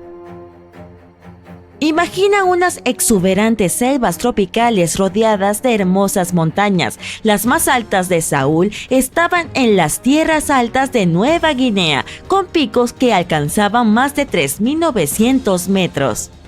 Este hermoso lugar era el hogar de una variedad de animales únicos, la mayoría de los cuales eran criaturas con bolsa. Pero en aquel entonces no se trataba solo de koalas y canguros. Sahul estaba lleno de diferentes tipos de herbívoros, excavadores, carroñeros y depredadores. Era el hogar de un enorme diprotodón, un poderoso cazador tilacoleo y una aterradora megalania, una criatura mucho más grande que cualquier lagarto vivo hoy en día. Era un lugar único porque el resto del mundo estaba lleno de animales placentarios en ese momento, como lobos, elefantes y humanos. En Sahul, los únicos mamíferos normales eran los murciélagos y los roedores. Pero no todas sus partes eran iguales. Las regiones de Timor, Arafura y Carpentaria estaban cubiertas por sabanas calientes y bosques secos. Se parecía un poco a la Australia moderna, desiertos de aire caliente con matorrales, estepas y bosques templados a lo largo de la costa este. En aquella época la gente migraba por todo el mundo. Realizaron un viaje increíble desde el sudeste asiático hasta Saúl y llegaron por primera vez hace entre 60 y 45 mil años. Principalmente viajaban a pie y cruzaban el mar usando balsas de bambú y barcos simples. Vinieron de una antigua masa continental llamada Sunda, que incluía partes del sudeste asiático. Viajaron a través de una serie de islas conocidas como Wallacea y eventualmente se dispersaron por Saúl. Y no fue un viaje pequeño, Saúl era enorme, alrededor de 10,6 millones de kilómetros cuadrados. Eso es más grande que los Estados Unidos o Canadá. Se extendía desde el Ecuador hasta la parte sur de Nueva Zelanda. Entonces llegaron a lo que ahora es Australia y se convirtieron en los primeros habitantes del lugar. Los científicos piensan que Saúl tenía una población de medio millón. Hemos descubierto pinturas rupestres que datan de hace unos 40.000 años. Es una escena de caza que representa un anua o búfalo en miniatura, frente a figuras de humanos y animales. Los investigadores están tratando de entender cómo estos primeros pobladores se desplazaron a través de Saúl y dónde podríamos encontrar evidencia arqueológica de su viaje. Para ello, crearon un modelo de evolución del paisaje. La simulación mostró cómo Saúl cambió entre hace 75.000 y 35.000 años. Mostró posibles rutas de migración y sitios arqueológicos. Es probable que los humanos viajaran a lo largo de las costas y ríos. Pero, ¿cómo se sumergió Saúl frente a la costa de Australia, similar a la mítica Atlántida? Durante la última edad de hielo, gran parte del agua de la Tierra estaba encerrada en enormes capas de hielo y glaciares. Los niveles del mar eran mucho más bajos que los actuales. Después de eso, las temperaturas globales aumentaron. Las capas de hielo se derritieron y los niveles del mar subieron, inundando los puentes terrestres que una vez conectaban diferentes partes de Saúl. Hace unos 8.000 años, Nueva Guinea se separó de Australia continental y luego hace alrededor de 6.000 años Tasmania hizo lo mismo. Todavía podemos explorar las partes submarinas de Saúl gracias a la nueva tecnología. Los buzos exploran y recolectan muestras directamente del fondo del océano. Los drones submarinos pueden ir a lugares que son demasiado profundos o peligrosos para que los humanos los exploren. Y con el mapeo por sonar, los científicos usan ondas sonoras para crear mapas del fondo oceánico. Es como usar un eco para ver lo que hay bajo el agua. Las ondas sonoras rebotan en el lecho marino y regresan, ayudándonos a crear una imagen de cómo se ve. Bajo el agua, los arqueólogos han encontrado herramientas de piedra y otros artefactos. También descubrieron fósiles de animales como el Diprotodon y el Thylacoleo. Al estudiar el terreno submarino de Saúl, aprendieron sobre los ríos antiguos, lagos y costas que existieron durante la Edad de Hielo. Pero Saúl no es el único continente submarino. No es la única joya oculta del sudeste asiático. Toma a Sondalandia, un lugar compuesto por Sumatra, Java, Borneo y algunas otras islas. Este lugar era increíblemente grande durante la Edad de Hielo, pero ahora está casi completamente bajo el agua. Casi, pero no del todo. Las partes sobre el océano están llenas de vida. Si te gustan los pájaros, visita este lugar. Alberga casi una quinta parte de las especies de aves del mundo. Puedes ver aves coloridas como el águila halcón de Java y el estornino de Bali entre los frondosos bosques. También es el hogar de una cuarta parte de las especies de peces de la tierra. Las aguas de Sondalandia son un paraíso para la vida marina, incluso para los animales más exóticos como las arowanas asiáticas. También es un tesoro de flores, ahí es donde puedes encontrar la Rafflesia y el Tintan Arum, las flores más grandes del mundo. Esto lo hace muy similar a Zenlandia. Zenlandia es una porción de tierra larga y estrecha, aproximadamente la mitad del tamaño de Australia. Se separó de la Antártida hace unos 100 millones de años. Al igual que Sondalandia, no está completamente bajo el agua. El 7% de él se mantuvo por encima del nivel del mar. Esta pequeña parte que sobresale es lo que ahora llamamos Nueva Zelanda, junto con la isla Stewart y algunas islas más pequeñas. Estos pedazos de Zenlandia son exuberantes y cálidos. Están llenos de volcanes, cordilleras, hermosos géiseres naturales y fuentes termales. Los habitantes locales, los maoríes, utilizan estas aguas termales para cocinar. Colocan maíz, huevos y verduras en cestas y las sumergen directamente en las aguas termales. A veces cocinan la comida en un horno de pozo usando piedras calentadas. Otro mundo oculto es conocido como Argolandia. Esta misteriosa masa continental fue una vez parte de Australia, cuando los dinosaurios se paseaban por allí. Volvió locos a los científicos durante décadas. Sabían que existía porque dejó una gran extensión en el antiguo lecho marino, la llanura abisal de Argo. Hace unos 155 millones de años se desprendió de Australia diciendo adiós. El continente derivó hacia el norte y cuando llegó al sudeste asiático simplemente desapareció. Los científicos no tenían idea a dónde se fue, pero hace poco finalmente encontraron sus restos. Resulta que las partes inferiores de la pobre Argolandia comenzaron a hundirse en la fosa de Sunda, un aterrador pozo oceánico muy profundo. La corteza terrestre se hundió en el manto. Mientras tanto, las partes superiores de Argolandia fueron empujadas hacia arriba y agarraron las rocas más jóvenes en tierra firme. Debido a esto, Argolandia se fragmentó en un conjunto de piezas más pequeñas. Estas formaron partes de Borneo, Java, Celebes y otras regiones. Los restos están enterrados bajo Indonesia y Birmania. Imagina una masa terrestre colosal del tamaño de Groenlandia, la Gran Adria. Su viaje comenzó hace unos 240 millones de años cuando se separó del supercontinente Gondwana. Comenzó a moverse hacia el norte y después de 100 millones de años disfrutando de los mares cálidos, de repente chocó contra Europa y se hizo pedazos.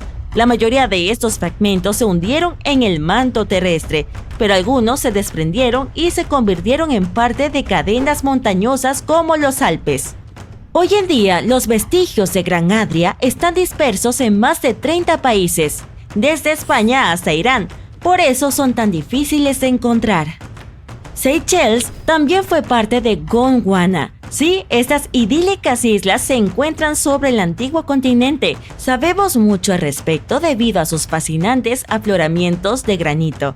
Hace 100 años, Alfred Wegener descubrió la deriva continental, pero nadie le creyó. Estos afloramientos de granito lo ayudaron a demostrar que no estaba loco y que las placas tectónicas realmente se estaban moviendo. Las Seychelles se separaron de la India y Madagascar y con el tiempo se convirtieron en un solitario triste en el Océano Índico. Esto probablemente ocurrió debido a unos volcanes muy activos en los trams del Deccan. Pero ahora, las islas albergan especies únicas tanto en tierra como en los arrecifes de coral cercanos. Mauritia se separó de la India después de la extinción de los dinosaurios. A lo largo de su viaje se alargó en una forma de cinta y también se rompió en pedazos. Ahora está dispersa bajo el Océano Índico. Los científicos encontraron esta tierra perdida al estudiar pequeños cristales antiguos llamados circones. Estos son como cápsulas del tiempo. Tienen entre 660 millones y 2.000 millones de años de antigüedad. Eso es incluso más antiguo que la propia Mauricio. Estos cristales sugerían que hay otra Atlántida en algún lugar cercano, pues resulta que hay continentes ocultos en todo el mundo y tal vez descubramos más en el futuro. Tantos asteroides pasan por nuestro sistema solar y ni siquiera sabemos de ellos. Esos son fragmentos rocosos de material que quedaron de la época en que se estaba formando nuestro sistema hace aproximadamente 4,6 mil millones de años. Se mueven alrededor del Sol, pero no de la misma manera que los planetas. Hablamos de verdaderos rebeldes que prefieren seguir caminos muy extraños. Además, giran de maneras distintas mientras viajan entre planetas y otros objetos espaciales. Y gran parte de ellos provienen del cinturón de asteroides principal que se encuentra entre Júpiter y Marte. La mayoría se quedan allí, pero Júpiter tiene una gravedad bastante fuerte, por lo que puede empujar algunas de esas rocas voladoras en diferentes direcciones, incluso hacia nosotros. A veces son redondos y en ocasiones tienen formas extrañas, con hoyos y huecos por todo el impacto con otras rocas espaciales. Según lo que sabemos hasta ahora, hay más de 1 millón de ellos en el cinturón de asteroides principal, y todo va bien hasta que alguno se dirige hacia nosotros. La NASA los vigila, así que sabemos que todo está bien, al menos por ahora. Pero no siempre fue así con nuestro querido planeta hogar. Si la Tierra pudiera hablar, probablemente compartiría muchas historias locas sobre asteroides. Nos referimos a esas rocas espaciales que dejaron cráteres de impacto que llamamos domos. Tienen una forma particular con un centro elevado, similar a cuando arrojas una piedra en un estanque y ves un poco de agua salpicando hacia arriba. Pero nunca podremos aprender sobre muchos otros. Ya sé que este centro elevado parece algo que deberías notar de inmediato, especialmente si un asteroide que una vez se estrelló contra la superficie era grande. Pero estamos hablando de millones y millones de años de erosión. Así que el viento, el agua e incluso la gravedad hacen lo que mejor saben hacer y borran las huellas. Desgastan las cúpulas de impacto, y algunos sitios incluso terminan ocultos bajo capas de roca y tierra, o desaparecen para siempre porque las placas tectónicas de la Tierra siguen moviéndose. Mira la Luna, también ha experimentado muchas colisiones. Pero allá no hay océano ni placas tectónicas moviéndose, ni siquiera viento que, lentamente, a lo largo de millones de años, borre los cráteres de su superficie. Básicamente toda su historia está escrita en su superficie. Pero la Tierra tiene sus propias fuerzas que pueden borrar lugares, como el cráter de Vredefort y el cráter de Chicxulub. Ya sabes, el famoso incidente que acabó con los dinosaurios. Por suerte, los científicos tienen nuevos métodos para encontrar cráteres antiguos. A menudo se centran en el desorden que causaron los impactos, lo que significa los materiales que arrojaron. Y el continente australiano es especialmente interesante, ya que hablamos de un campo de juegos para los impactos de asteroides. Con eso me refiero al antiguo supercontinente Gondwana, que dominaba el sur hace cientos de millones de años. Los expertos conocen alrededor de 38 impactos. Además, especulan sobre otros 43 más. Algunas estructuras son relativamente pequeñas, mientras que otras son grandes y están ocultas. Y recientemente un científico llamado Tony Yates descubrió extraños patrones magnéticos subterráneos en Nueva Gales del Sur, Australia. ¡Yay! Nuevas pistas de un impacto de asteroide gigante. Y cuando digo gigante, lo digo en serio. Es una estructura de 520 kilómetros de diámetro. Este podría ser el sitio del impacto más grande jamás encontrado. Este lugar se llama estructura de Denilikin. Sus patrones magnéticos muestran ondulaciones características alrededor del centro, como cuando una roca golpea el agua. También hay fracturas que se extienden hacia afuera desde el centro, y parece que las rocas del interior de la Tierra terminaron empujadas hacia estas fracturas. Esa es una historia típica de los grandes impactos de asteroides. Esta estructura probablemente estaba ubicada en el este de Gondwana hace cientos de millones de años, mucho antes de que se dividiera en varios continentes, incluyendo Australia. Por el momento, todo lo que sabemos sobre este cráter es lo que vemos en la superficie. Para obtener más información sobre esta colisión y obtener alguna prueba, tendremos que perforar el suelo. Un asteroide de este tamaño definitivamente no es una broma. Podría haber causado una era de hielo masiva y tal vez incluso haber aniquilado alrededor del 85% de las especies, incluso más que el asteroide que acabó con los dinosaurios.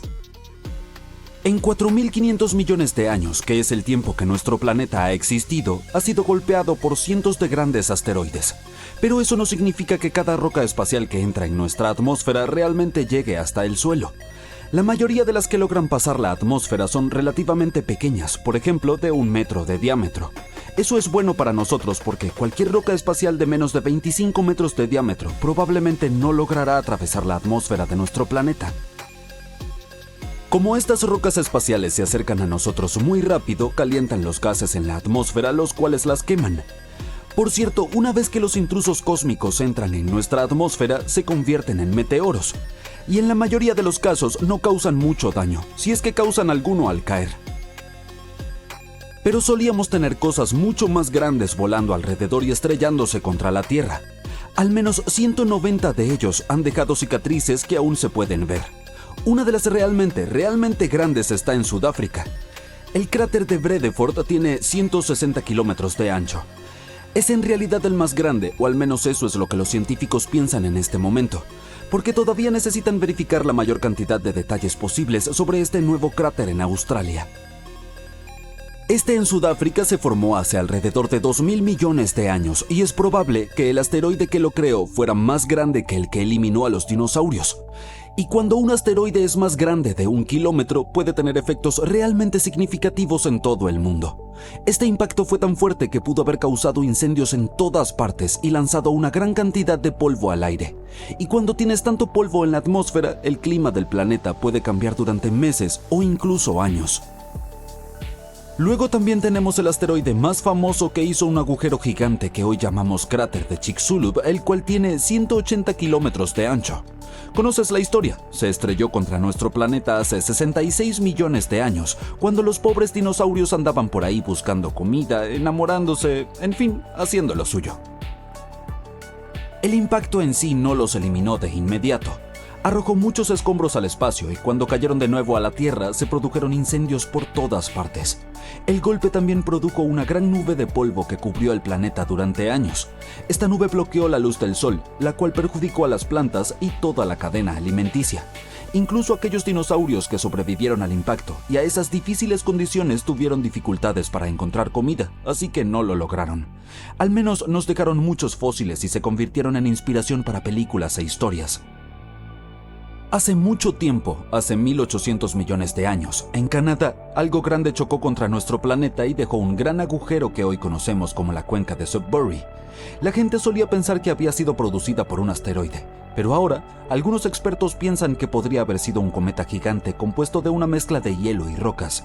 Sin embargo, el agujero casi ha desaparecido debido a las condiciones climáticas, pero la gente aún puede extraer hierro y níquel allí y al mismo tiempo encontrar los restos de cualquier objeto espacial que haya caído en el lugar. Si te adentras en el sur de la India, encontrarás un gran cráter llamado Lonar. Los lugareños lo descubrieron hace 200 años y creyeron que podría ser un volcán. Pero ahora sabemos que es el rastro de un meteorito que se estrelló contra el suelo hace unos 35 a 50 mil años. Lo especial de este cráter es que es el único conocido que se formó en un tipo de roca llamado basalto. Alrededor de él hay colinas cubiertas de árboles y animales como pavos reales y gacelas viven allí. A las aves también les gusta visitar el lago cercano al cráter durante el invierno. Y el lago en sí mismo es bastante interesante también. Puede volverse rosa debido a todos esos diminutos organismos que viven allí, pero este cambio de color no dura mucho. Un colosal iceberg, más grande que una ciudad, se desprendió de la Antártida a mediados de 2021. Es 40 veces más grande que París y 73 veces más grande que Manhattan.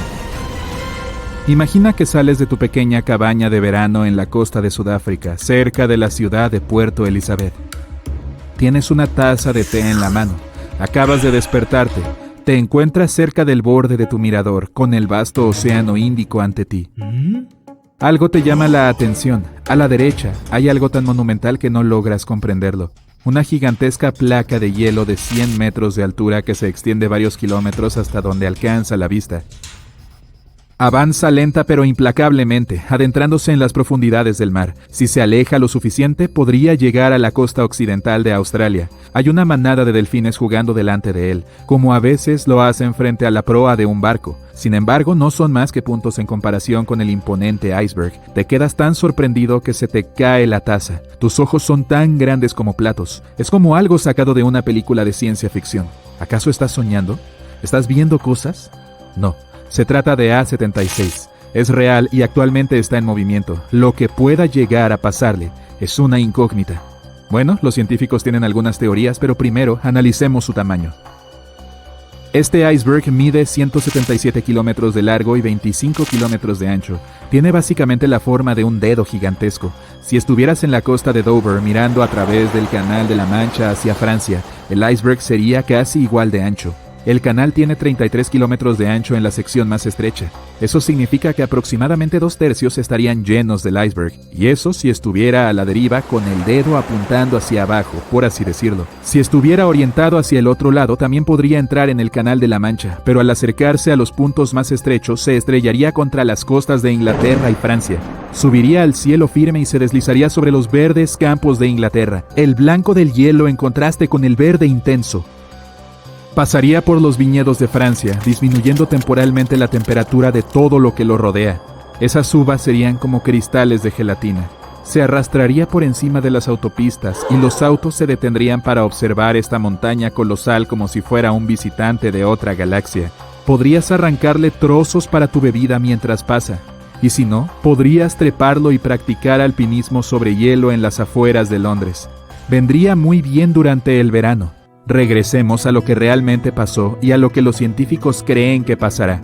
Actualmente, a principios del 2022, A-76 es el iceberg flotante más grande del mundo. Se desprendió de la plataforma de hielo Filchner Ronne en la Antártida a mediados de mayo de 2021. El desprendimiento de hielo, también conocido como desprendimiento de glaciares, es la ruptura de trozos de hielo del borde de un glaciar. Estos trozos se separan de la masa de hielo y se convierten en una entidad aparte. Si estuvieras cerca, oirías un gran crujido y una enorme explosión. Unos bloques de hielo de hasta 60 metros se desprenderían y caerían al agua, lo que produciría olas enormes. Ni siquiera los surfistas más aventureros querrían enfrentarse a ellas.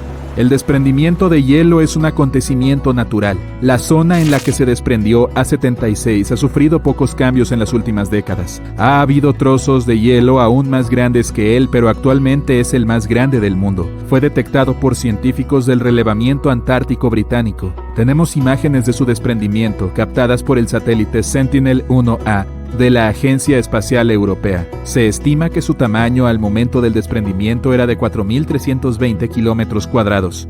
En este momento se encuentra en el mar de Weddell, alrededor de la Antártida. El mar de Weddell forma parte del Océano Austral y debe su nombre al marinero escocés James Weddell, que ingresó en la zona en 1823. Los científicos han determinado que tiene el agua más clara de todos los mares. Imagina asomar a sus profundidades desde un barco. Debe ser una vista fantástica. La zona está llena de ballenas y focas. Si miras hacia abajo podrás ver orcas, ballenas jorobadas, rorcuales, aliblancos, focas leopardo y focas cangrejeras. Y si miras hacia la tierra es probable que veas una colonia de pingüinos de Adelia. Son la especie de pingüino dominante en esta zona, ya que se han adaptado al duro entorno. De hecho, este es el único lugar del mundo donde viven. ¡Qué increíble variedad de fauna! Y todo esto desde la comodidad de la cubierta del barco, mientras tomas otra taza de té caliente. Hace bastante frío por esta zona. Además, la primera taza se te cayó. Para hacerse una idea de lo que podría pasarle a A-76, los científicos recurren a otros datos, como el de un iceberg aún más enorme llamado A-68. Se desprendió de la plataforma de hielo conocida como Larsen en la región de la Antártida, en 2017. Si bien puede ser emocionante, aunque un poco perturbador imaginarlo navegando por el Canal de la Mancha, A-68 flotó hacia mares más cálidos, y a principios de 2021 prácticamente ya se había disipado. Fue una desaparición relativamente rápida. Se han observado algunos icebergs flotando hasta 18 años cuando permanecen en aguas relativamente frías. Todo depende de dónde decida ir A-76. Los satélites han ayudado a los científicos a seguir el rastro de estos monstruosos movimientos, mientras que en el pasado habría pasado desapercibido. Así es como saben que, en el día 148, este iceberg se dividió en 3 fragmentos, bautizados con mucha imaginación, A-76A, A-76B y A-76C. Los números pueden ser aburridos, pero se basan en el cuadrante antártico donde fueron vistos por primera vez. Si estos enormes trozos se rompen por completo, no contribuirán al aumento del nivel del mar, debido a que ya formaban parte de la plataforma de hielo flotante. Imagina estos trozos de hielo en tu vaso. Ya ocupan espacio. Simplemente se convertirán en agua. Los icebergs como este son diferentes de los glaciares o las capas de hielo que se encuentran en tierra firme. Son esos los que ayudan a elevar el nivel del mar cuando se desprenden y se derriten. Por ejemplo, si toda la capa de hielo de la Antártida se derritiera, podría elevar el nivel del mar casi 58 metros. Si crees que A-76 es enorme, y claramente lo es, ha habido otros casos que lo hacen parecer pequeño en comparación. El iceberg más grande que se haya registrado fue avistado en noviembre de 1956, a 240 kilómetros al oeste de la isla Scott, en el Océano Pacífico Sur. Irónicamente fue visto por un barco conocido como el USS Glacier. Tenía un tamaño de más de 31.000 kilómetros cuadrados. Eso quiere decir que era más grande que Bélgica. Lo que pueda ocurrir con los trozos de A76 dependerá de varios factores. Las corrientes oceánicas pueden tener un impacto significativo, así como la dirección y la velocidad del viento. Es posible que se acerquen a las costas donde podrían congelarse y convertirse en hielo compacto. También podrían derivar hacia aguas poco profundas y golpear el fondo, lo que se conoce como perforación del lecho marino por hielo. La parte más profunda del iceberg puede actuar como la quilla de un barco. Se hunde en el fondo del océano, pero el gran tamaño del iceberg lo mantiene en movimiento. Poco después desgarra el suelo creando un largo y estrecho surco. Los peces se dispersarían, la tierra temblaría, el ruido sería terrible. Se trata de un fenómeno bastante común en las zonas de alta mar, cerca de donde se encuentra el hielo. ¿No te gustaría estar buceando por ahí cuando una de estas perforaciones tenga lugar? Sin embargo, sería una vista espectacular. Por lo general, los icebergs se deterioran al derretirse y fracturarse, lo que, como imaginarás, altera su masa y su superficie. Esto, combinado con el viento y las corrientes marinas, puede dificultar las predicciones del asunto de los icebergs. En cuanto a A76, tendremos que esperar y ver. Antes de irnos, regresemos a nuestro viaje imaginario por el Canal de la Mancha. La isla de hielo, 73 veces más grande que Manhattan, con su gigantesco dedo helado apuntando hacia el mar Céltico, avanza sin cesar, sin poder detenerse. Cientos de miles de personas han viajado a las costas de Inglaterra y Francia para contemplar este extraordinario espectáculo a medida que pasa. En la cima de hielo hay miles de pingüinos jugando alegremente. Parece que devuelven el saludo a la multitud de espectadores, que les toman fotos antes de que se alejen. Los niños saltan de alegría ante el espectáculo más fascinante que jamás hayan presenciado. Estas manchas oscuras en la capa de hielo de Groenlandia no son unas simples manchas cualquiera. Cada verano, el hielo, que suele ser de un blanco brillante, se torna de un gris oscuro en ciertas áreas. Esta zona oscura fue un gran misterio durante mucho tiempo, hasta que algunos estudios descubrieron que esta extraña transformación estaba relacionada con la inusual aparición de algas de colores rojo, verde y marrón. La parte más aterradora es que esta proliferación de algas sigue creciendo. La zona oscura se está volviendo más oscura y podrían comenzar a aparecer microbios aterradores. Ahora, el resto del mundo debería estar preocupado. La capa de hielo de Groenlandia es como una inmensa manta de hielo que cubre alrededor del 80% de la isla. Es tan gruesa que contiene cerca del 8% del agua congelada dulce del mundo. La mayor parte del año, el hielo parece una enorme, intacta y blanca sábana que se extiende sobre la Tierra. Pero cuando llega el verano, las temperaturas empiezan a subir y las cosas comienzan a cambiar. El hielo se derrite, revelando áreas rocosas a lo largo de la costa. Y conforme te adentras más en el interior, ese hielo que antes era liso y blanco se oscurece.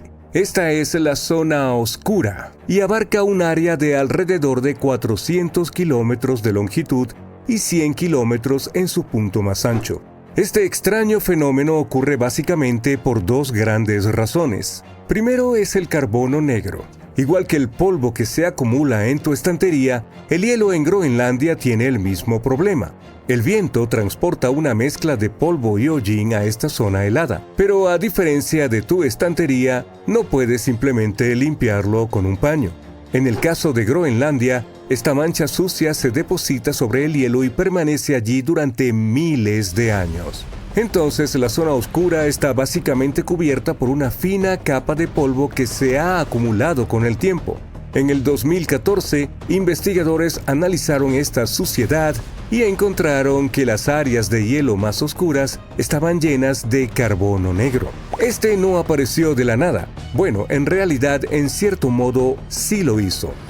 Los científicos creen que proviene principalmente del humo producido por incendios forestales en el norte de Canadá y Alaska en algún momento del pasado.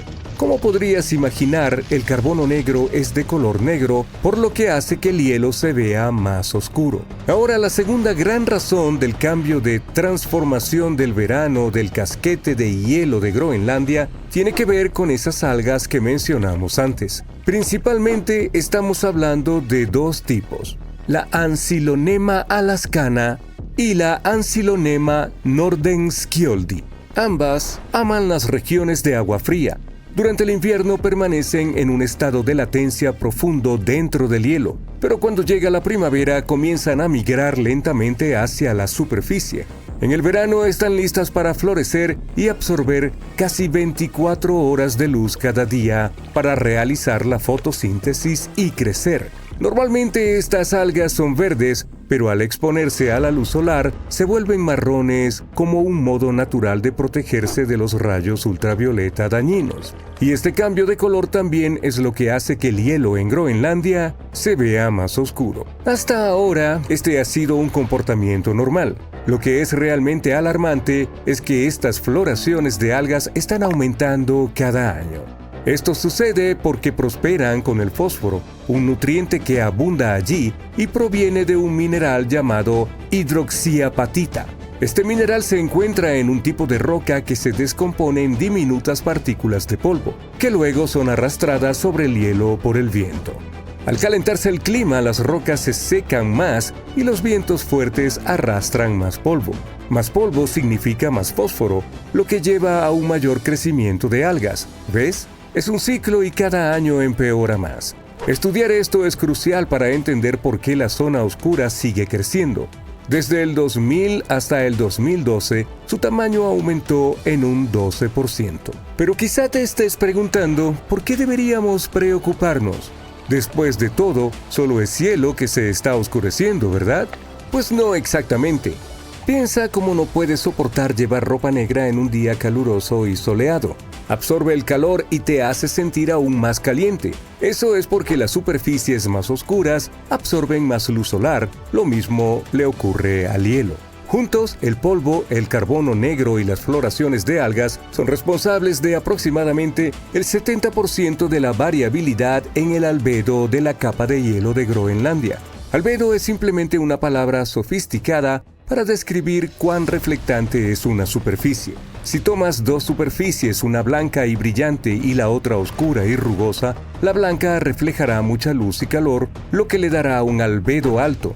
La oscura, en cambio, absorberá más luz y calor, por lo que tiene un albedo bajo. Durante el verano, la capa de hielo de Groenlandia experimenta una reducción en el albedo. Esto significa que el hielo absorbe más luz solar, y cuando el hielo absorbe más luz solar, se derrite más rápido de lo que debería. Por eso es tan importante entender lo que sucede en la zona oscura. Ayuda a predecir qué tan rápido se está derritiendo la capa de hielo de Groenlandia y cómo esto puede afectar al resto del mundo. La capa de hielo de Groenlandia es la segunda más grande del mundo, ya que cubre un área del tamaño de toda la Tierra en los Estados Unidos, al este del río Mississippi, y su inmensa masa de hielo tiene un espesor promedio de poco más de 2 kilómetros. Lamentablemente, la pérdida de hielo se ha disparado. En la década de los 90, Groenlandia podía perder alrededor de 25.000 millones de toneladas de hielo al año. Ahora está perdiendo cerca de 234.000 millones de toneladas por año. Eso es casi 10 veces más hielo derritiéndose cada año. Según la NASA, si toda la capa de hielo de Groenlandia se derritiera, los niveles del mar a nivel global aumentarían aproximadamente 7 metros y medio. Eso podría ser catastrófico para los países y ciudades costeras alrededor del mundo. Los Países Bajos podrían quedar sumergidos, las Bahamas podrían hundirse casi por completo y muchas de las islas de Filipinas estarían en riesgo de desaparecer. Todo esto puede parecer una realidad lejana, y es cierto que la mayoría de los científicos creen que tomaría varios cientos o incluso miles de años para que la capa de hielo se derrita por completo. Pero es importante saber que Groenlandia no siempre tuvo esta gruesa capa de hielo. Recientemente, investigadores examinaron con detenimiento algunos sedimentos del fondo de un núcleo de hielo de 3,2 kilómetros de profundidad extraído del centro de Groenlandia. Descubrieron que el suelo contenía trazas de madera de sauce, partes de insectos, hongos e incluso semillas de amapola. Entonces, estos fósiles son nuestra primera evidencia directa de que la capa de hielo de Groenlandia se derritió en el pasado geológico reciente, hace alrededor de 400.000 años. En ese momento, Groenlandia era el hogar de un paisaje de tundra verde, con insectos y plantas.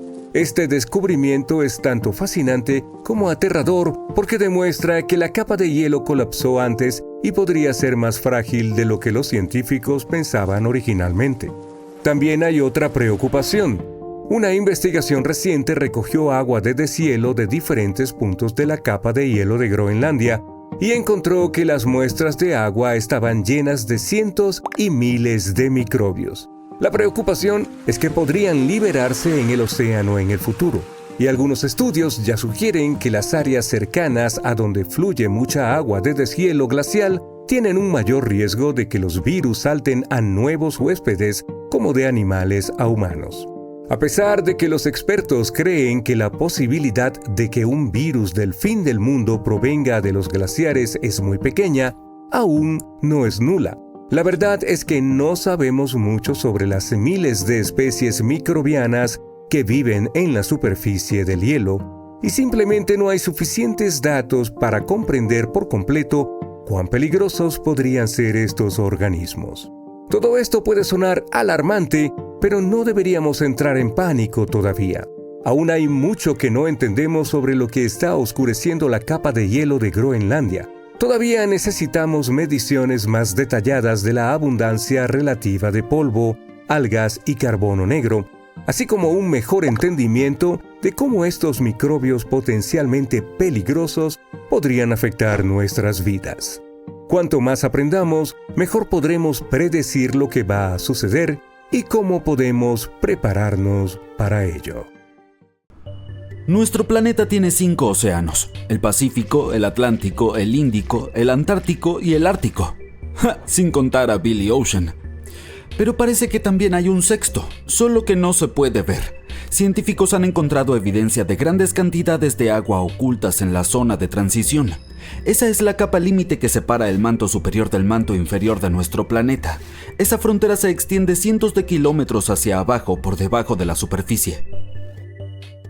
Los diamantes naturales suelen formarse en el manto, pero a profundidades de hasta 250 kilómetros.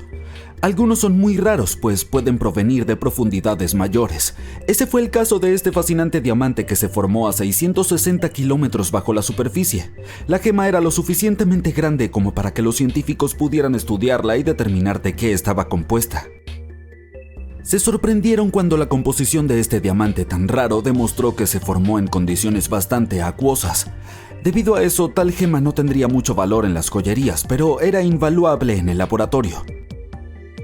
Entonces, ¿esto podría significar que hay un océano bajo la superficie de nuestro planeta? Definitivamente nos acercaría más a la idea que Julio Verne tenía sobre este mundo secreto y mágico dentro de la Tierra, incluido el océano. Pero no es exactamente así. Es cierto que hay agua, pero no es como si pudieras disfrutar de la vista y ver las olas salpicar como en la superficie de nuestro planeta. El agua en realidad está almacenada dentro de los minerales, por eso esta área está tan húmeda. Ahora pasemos a África para continuar con la historia, o para ser más específicos, a un lugar llamado Región Afar. Es parte de Etiopía y un lugar donde se encuentran 3 placas tectónicas. Las placas tectónicas son grandes piezas de la corteza de nuestro planeta que se mueven lentamente. Estos movimientos causan terremotos y producen volcanes, montañas, profundos valles submarinos que llamamos trincheras y así sucesivamente. Y la región Afar es donde se encuentran las placas arábiga, somalí y de Nubia. Juntas forman una intersección en forma de Y. ¿Por qué? Déjame contarte. Estas placas están en constante movimiento. La placa somalí se mueve hacia el sureste, acercándose a las placas australiana e india. La placa arábiga se mueve hacia el norte, acercándose a la placa euroasiática. En algún momento cerrará el Golfo Pérsico. Este movimiento de placas ha creado algo que llamamos el Gran Valle de Rift, considerando que existen, ya sabes, todas estas impresionantes fallas. El Golfo de Adén al este, la falla del Mar Rojo al oeste, el Oculus Rift y la falla de África Oriental al sur. Pero la falla de África Oriental es algo en lo que deberíamos centrarnos porque esta podría ser la clave para este potencial sexto océano, pero esta vez en la superficie. Una grieta continental es un lugar donde 2 placas tectónicas que forman un solo continente comienzan a separarse. Aquí se trata de las placas somalí y de Nubia. Juntas son partes que conforman África. Si continúan moviéndose en direcciones opuestas, esta grieta continental actual podría convertirse en lo que llamamos una dorsal oceánica. En otras palabras, cuando las placas estén lo suficientemente alejadas una de la otra, habrá una enorme grieta entre ellas. De esta manera el magma fluirá libremente desde debajo de ellos, se enfriará y eventualmente comenzará a crear un nuevo fondo oceánico. África se dividirá en dos partes y habrá un nuevo océano fluyendo entre lo que se transformará en dos minicontinentes. Pero no, todavía no es momento de sacar los trajes de baño y el protector solar. Incluso si las placas somalí y arábiga se movieran lo suficiente como para formar una dorsal oceánica de expansión, pasarán millones de años antes de que esto ocurra. Así que supongo que por ahora es más interesante seguir explorando este sexto océano debajo de la superficie terrestre. La idea de los océanos subterráneos trasciende los límites de nuestro planeta. Es posible que muchas lunas y planetas allá afuera también los tengan. Aunque es cierto que nuestro mundo es el único del que tenemos conocimiento con cuerpos constantes de agua líquida en la superficie. En nuestro sistema solar orbitamos alrededor del Sol en algo llamado la zona habitable. La temperatura y la presión atmosférica dentro de esta región permiten que el agua permanezca en forma líquida todo el tiempo. Sin embargo, un par de lunas en nuestro sistema solar también podrían contener cantidades significativas de agua bajo su superficie. Encélado, una de las lunas de Saturno, es la primera de ellas. Encélado es una pequeña esfera congelada 7 veces más pequeña en diámetro que nuestra luna, pero es la sexta luna más grande de Saturno. Hace casi una década, en 2014, una nave espacial encontró evidencia de un gran océano bajo su superficie. Detectó y analizó agua procedente de las erupciones que se parecían a géiseres. Un géiser es un tipo raro de fuente termal que irrumpe y envía chorros de vapor y agua al aire, como el viejo fiel en Yellowstone. Esta agua estaba brotando a través de fisuras en el hielo en el polo sur de la Luna. Eso significa que podría haber un océano líquido bajo las gruesas capas de hielo. El océano allí es casi incomparable con el nuestro. El océano en la Tierra es relativamente poco profundo, con un promedio de 3,5 kilómetros de profundidad, y cubre 3/4 partes de la superficie de nuestro planeta. Se vuelve más frío a medida que te acercas al fondo marino y es más cálido si te mantienes cerca de la superficie debido a los rayos del sol. Pero el océano subsuperficial en Encélado tiene al menos 30 kilómetros de profundidad. Está más frío en la parte superior, porque esa parte está cerca de la capa de hielo, y es más cálido en el fondo debido al calor que proviene del núcleo del satélite. Pero tanto nuestro océano como el de Encélado son salados. Encélado es uno de los pocos lugares en nuestro sistema solar que posee agua líquida, lo que lo convierte en un punto interesante para buscar señales de vida. Otro es Europa, una de las lunas de Júpiter. Los científicos piensan que podrían estar ocurriendo erupciones similares de agua allí. Saber que hay tales géiseres nos indica que estos satélites tienen su propia fuente de energía. Tal vez la energía que hace que el agua erupcione proviene de la gravedad o la radiación. La misma energía podría mantener un gran cuerpo de agua líquida bajo el hielo. Incluso podría sostener algunas formas de vida. Existen miles de planetas más allá de nuestro sistema solar que orbitan otras estrellas. Algunos incluso están en la zona habitable. Más de 1/4 de los que conocemos podrían tener agua líquida. Sin embargo, la mayoría de ellos probablemente tienen océanos bajo su superficie, como Encélado y Europa. Plutón también podría estar en esta lista, ya que es posible que oculte un océano líquido bajo su gruesa capa congelada. Es probable que este océano subterráneo se haya formado mucho después de la creación del planeta enano, luego de que el calor proveniente de los elementos radioactivos en el núcleo de Plutón derritiera parte de su hielo. También existe algo llamado mundos acuáticos. Estos son lunas o planetas con océanos globales que son más comunes de lo que pensábamos. Quiero decir, algunos también consideran a la Tierra como un mundo acuático. Después de todo, el 71% de su superficie es agua. Y cuando se observa nuestro mundo desde el espacio, principalmente se obtienen imágenes de un planeta azul. Al explorar otros planetas, en especial aquellos fuera de nuestro sistema solar, los investigadores suelen adoptar la política de seguir el agua. Después de todo, el agua es el principal elemento que conocemos que es necesario para sostener la vida. Y cuando hay un mundo acuático que está cerca de su estrella madre, los científicos asumen que debe haberse formado mucho más lejos y luego se movió más cerca una vez que su órbita se redujo. La composición del planeta se determinó cuando estaba en una órbita más fría, o en otras palabras, cuando hacía un círculo más amplio alrededor de su estrella. Llamamos a este proceso de reducción orbital una migración. Y si los mundos acuáticos son realmente tan comunes, puede ser una prueba de que la migración realmente ocurre. Los exoplanetas son todos aquellos planetas que orbitan alrededor de otras estrellas, no nuestro Sol.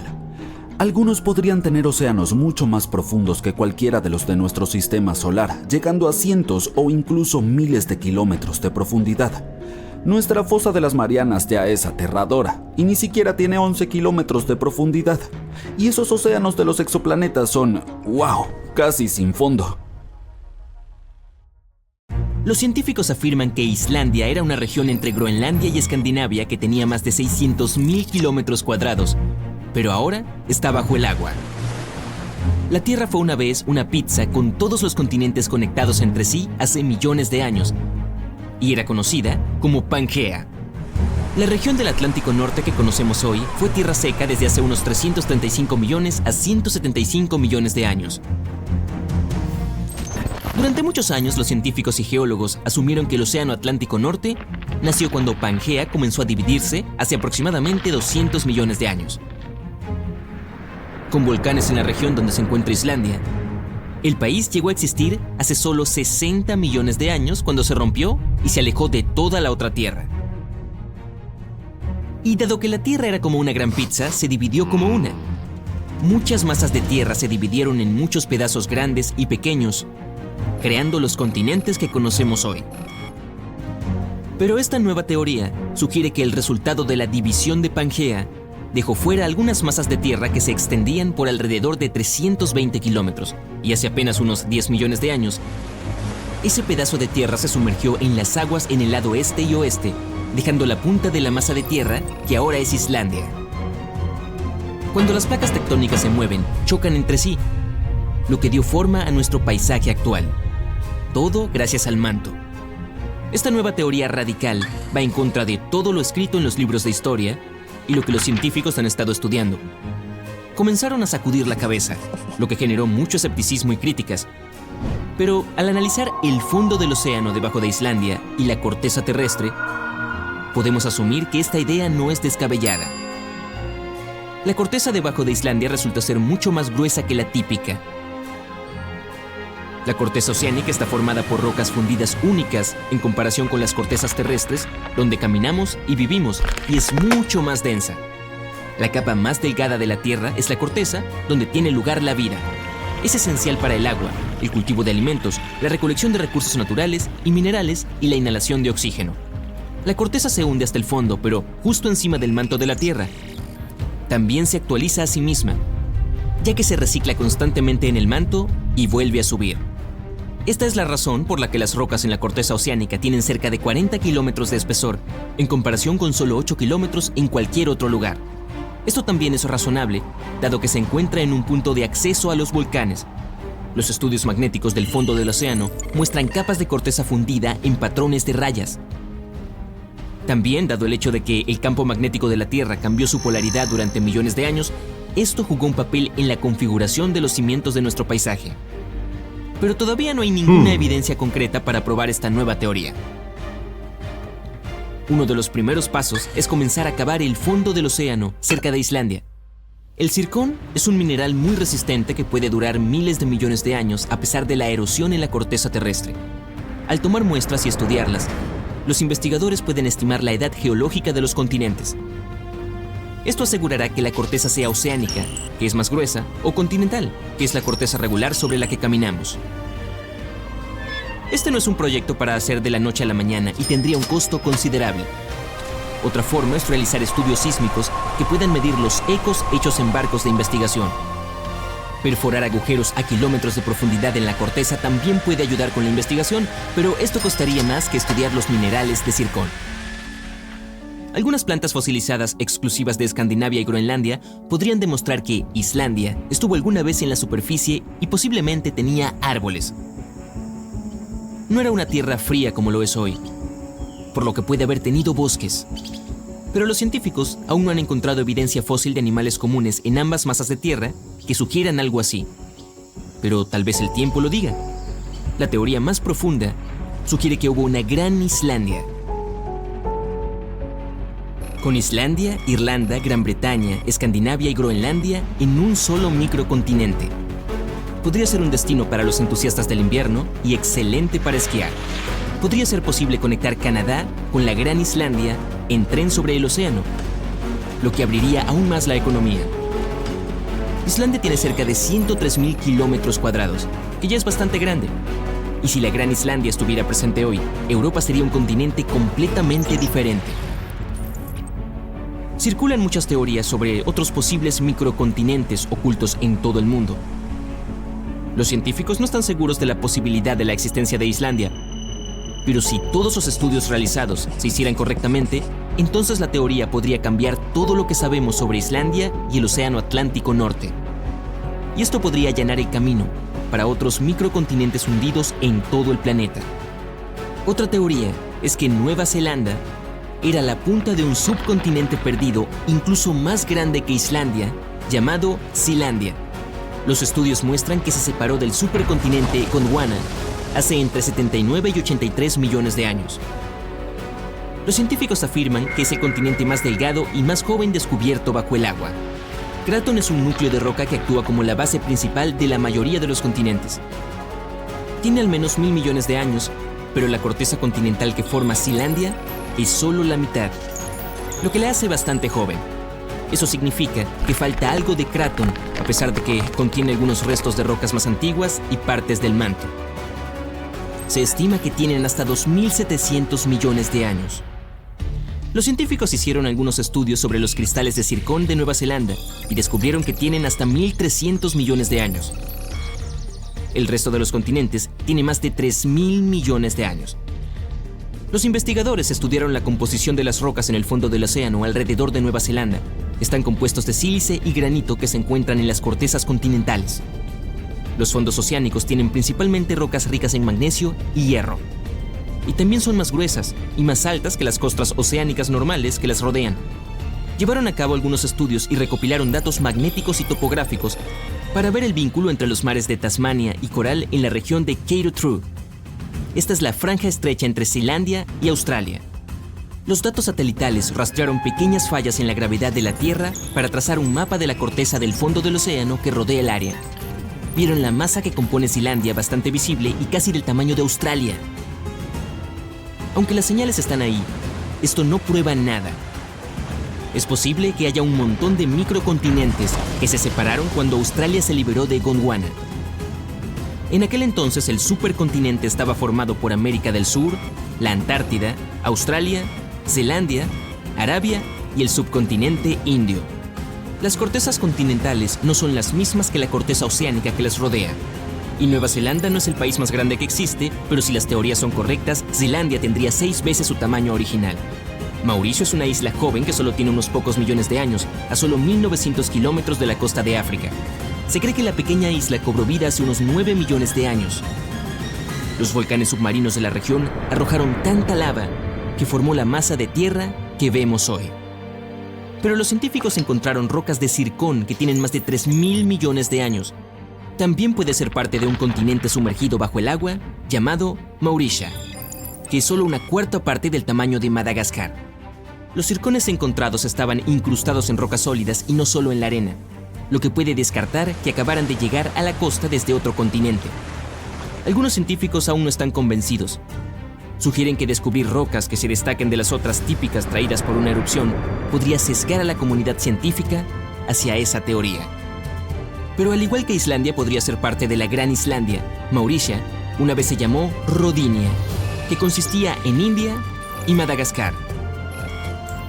Las teorías sugieren que Mauritia estaba cubierta de agua cuando India se separó de Madagascar hace unos 85 millones de años.